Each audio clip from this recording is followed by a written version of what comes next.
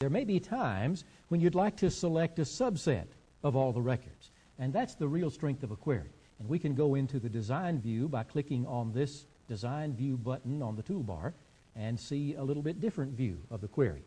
Here's the query that shows the table that's been included, the fields that we've specified, and it shows again what table those fields come from. And we have some choices here.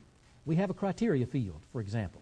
Suppose I click in the criteria field and say, show me only those records that have USIT as the company ID.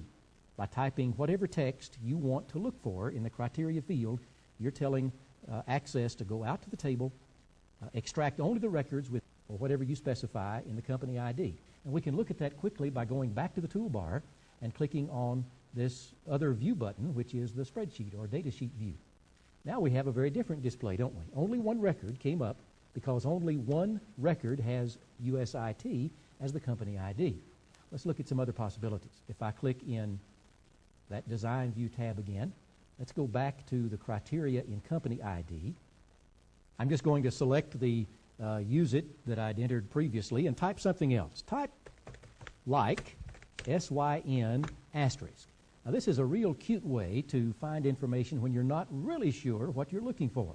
What this says is locate any record that has information that begins with SYN and ends with anything else. And we know we have a couple of records in there that look like that, don't we?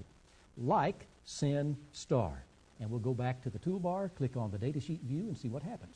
There they are, our two records. One for Synergy North, one for Synergy South, and we found it by telling Access to look for something that had SYN as the first entry of the company ID field. Let's go back and check one more thing. If I click again on the design view, I get this.